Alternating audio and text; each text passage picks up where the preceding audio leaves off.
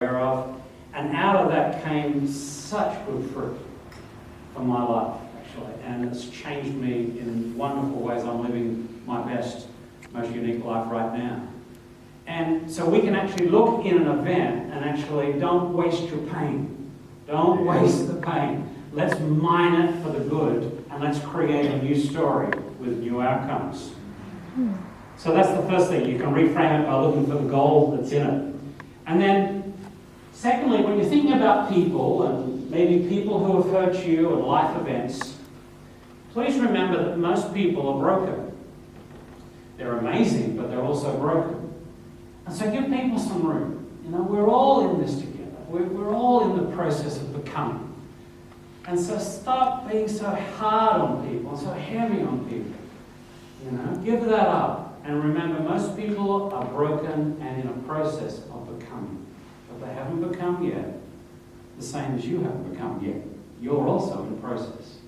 You know. So when we see behaviour in public figures and leaders that we think, oh, you know, and we start to judge things, they're also in process. And give up our stories. Surrender the stories. There are some other outcomes, but I haven't got time, other ways of reframing. But one of the ways of reframing that's a quick way for you is this. What is my most loving response to this person or to this situation? What's my most loving response? How can I show love in this situation and be just really magnificent with that? How can I really declare my love or my honour of that person? How can I acknowledge that person for their contribution or whatever? You know, that will also give you a breakthrough to construct a new story about that person or even the situation.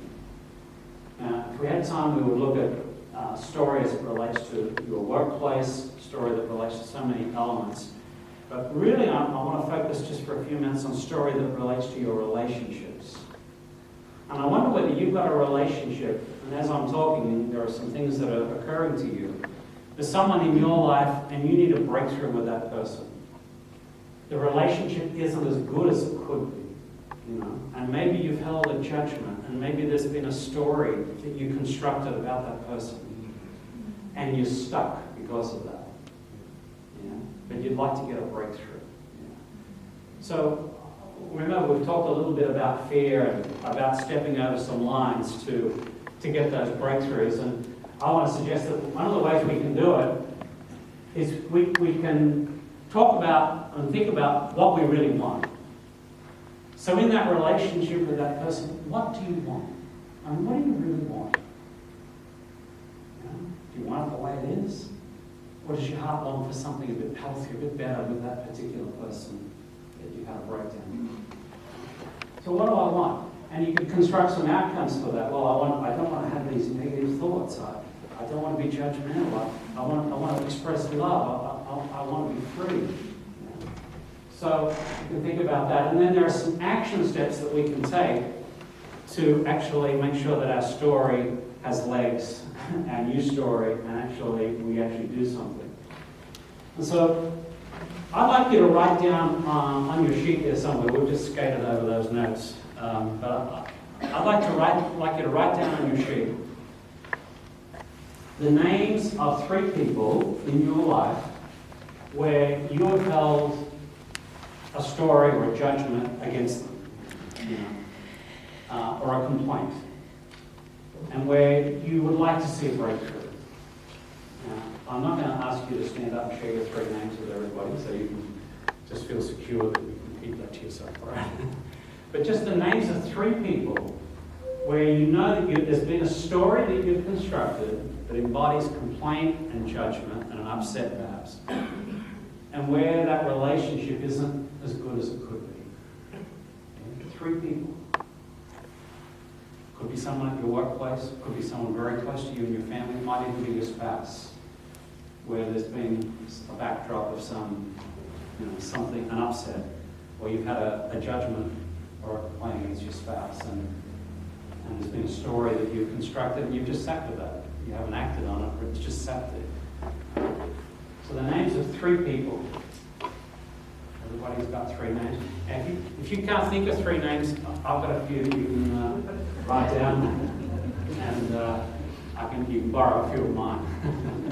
But I'm sure you've all got 3 people, yeah, where you need a breakthrough. So here's the challenge that we're going to give you, a lunchtime challenge while you're having your sandwich or your hot dog or whatever you're going to have for lunch, your kway teow or chow raya. Here's the challenge. During the lunch hour, we'd like you to make 3 phone calls to these people. So a phone call to each of these people. Yeah, you know that thing that Nathan talked about last night, crossing the line? We'd like you to make some phone calls. And, you know, undergirding all this is some incredible theory. You know, you are wonderful people, you're exceptional people, you're amazing. And you are free, actually. And you are very powerful.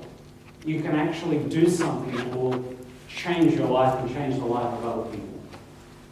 Yeah? But we need to express what's in us. And we need to express our love. Often we don't do that in our lives, yeah? I often talk with people. I took the funeral here in this church of an elderly lady who died. Some of you who, Ethel Rams, you know, at the funeral, I don't know whether any of you were there, but she was an incredible lady. Her great-grandchildren spoke at her funeral. Her grandchildren spoke. Her children spoke. It just went for hours. The eulogies just went for hours. It was unbelievable. They spoke of what a spectacular lady Ethel Rams was. And I sat there listening to it all, just, oh man, wow, what a life, what a life. You know, the only thing that I regretted, she didn't hear one word. Yeah. And I always think to myself, why is it that we wait until someone dies until we tell them how great they are and how much we love them? Yeah, you're really great, Rosa. We can't wait to do your funeral. And we're just going to tell you you're spectacular, you know? You're incredible. Yeah, we're going to get a breakthrough with you, but please hurry up and die because we are ready to go, you know? Why is it that we wait till someone dies before we say how much we love them or get a breakthrough with our judgments and our stories? Don't wait till then. Let's do it today. And you will find yourself grow and expand when you just make a phone call to someone and say, look, I'm sorry for things that I've said or done. I want to get a breakthrough in our relationship. How can we make it better? Or, I love you and I've never told you that.